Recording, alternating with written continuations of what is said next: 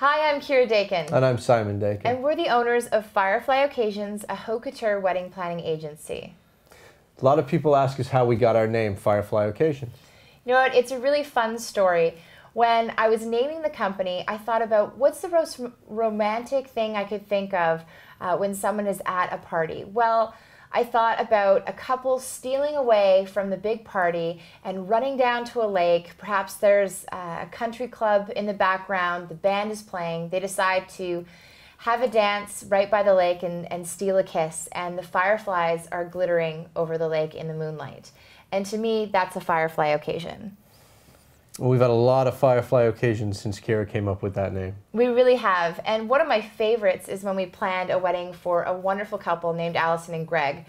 We actually decided that we would surround them with sparklers at their first dance, and we had their monogram projected above them, so it was the most romantic thing.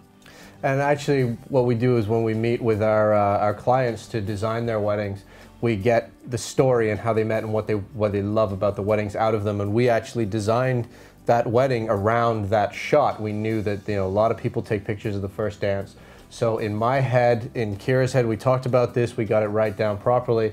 That they would be on the dance floor. The monogram would be behind them. Their friends would be around them, and everybody had a sparkler. It was absolutely beautiful. And I have the shot hanging on the wall in my office, and it looks just as good as it did in my head. Yeah, it really does. And I think it's hard for us to pick our favorite reveal, but there have been so many. For me, it was definitely when we did this wonderful New Year's Eve wedding. And we actually decided to really surprise the guests. When they walked into the reception, they saw a big air wall, because that's where the cocktails were going to be in the first section of the ballroom. And we decorated it really beige. And we didn't really decorate it much at all. We didn't decorate it much at all. We just wanted to do white tablecloths, the hotel furniture, the hotel bars, white flowers. Nice understated centerpieces. It was understated, it was elegant, but really, nothing to write home about. Certainly nothing to paste on Facebook. And then, when it was time for dinner, we had the staff move the air wall, and when they revealed the dining area, it was covered with Chiavari chairs, silver chargers, an 80-foot backdrop of red velvet drape. Tall centerpieces filled with red tulips, low centerpieces filled with red roses. Orchids. It was the most beautiful dining area I think we've ever designed. Yet.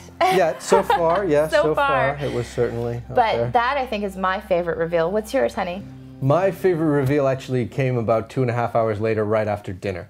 We're big on the reveals. We like to top ourselves every time. Everything's got to be unique. And as Kira said earlier, we had the big red drape backdrop. Behind that, unbeknownst to the guests, was another room. We draped the whole thing in white.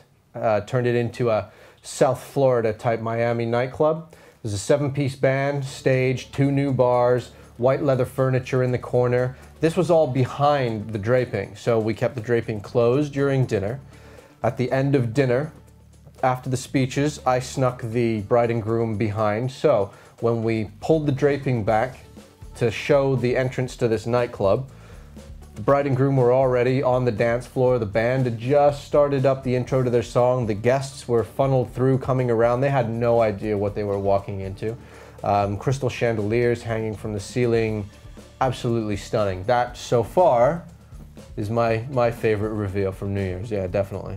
Yeah, that was a pretty amazing wedding. But all of our weddings are really amazing. So it's tough to pick the biggest wow.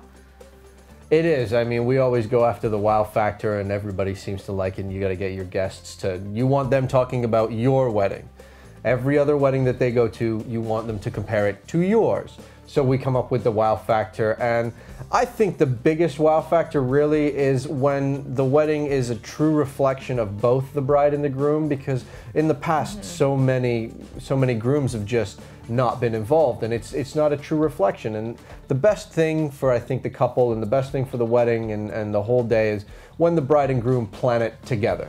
It's so true, and we've had so many wonderful examples of that. One of my favorites is Nicole and Bill. We had this beautiful wedding that they truly planned together, and it was done in a wonderful historic location, and we brought in all sorts of neat and interesting decor, and really just made it about their style, which was romantic, elegant, classic. And I mean, I really love that bride because I got to go to New York wedding dress shopping with her. So what wedding planner wouldn't like to do that? Let's see, my favorite so far I think is Portia and Ryan. They were really funky, completely out of the box. We did really super long tables, all the different varied heights of centerpieces, and that was really, really stunning. They were great as well. They were willing to take risks. They would never cut me off when I came up with a crazy idea. They'd always listen through it.